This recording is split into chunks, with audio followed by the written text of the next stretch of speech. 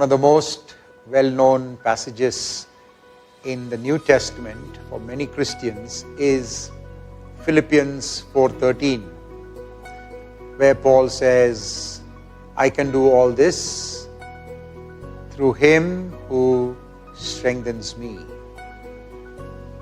And for many people, this verse becomes a text to think that they would like to do so many things and God will help them to do it. Christ will help them. बहुत सारे मसीही लोगों के लिए एक जाना माना पद है जो फिलिपियों की पत्री 4:13 में पौलुस कहता है कि जो मुझे सामर्थ देता है उसमें मैं सब कुछ कर सकता हूं।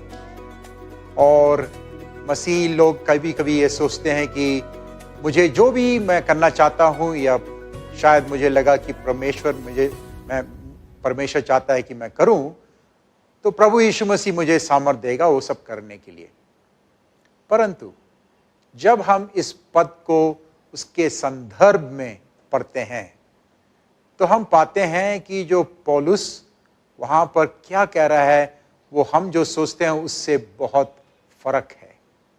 When we look at this passage in its context, what we find is it is very different from what we thought Paul is allowing us to say.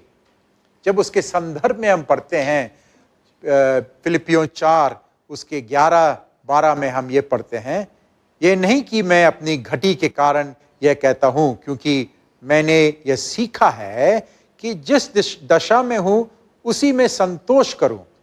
मैं दीन होना भी जानता हूं और बढ़ना भी जानता हूं। हर एक बात और सब दशाओं में मैंने तृप्त होना, भूखा रहना और बढ़ना घटना सीखा है। जो मुझे सामर्थ देता है मैं सब कुछ कर सकता हूं। Paul says, I have learned the secret of being content in every situation, whether well-fed or hungry. This I am able to do because I am in the one who gives me strength. So this passage is about finding strength to be content in different situations in life.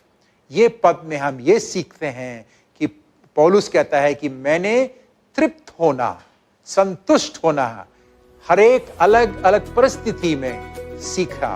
ये सीखा है कैसे हुआ? क्योंकि मैं उसमें हूं जो मुझे सामर्थ देता है। What a beautiful message we have. कितनी अनोखी और सामर्थ वाली बात है।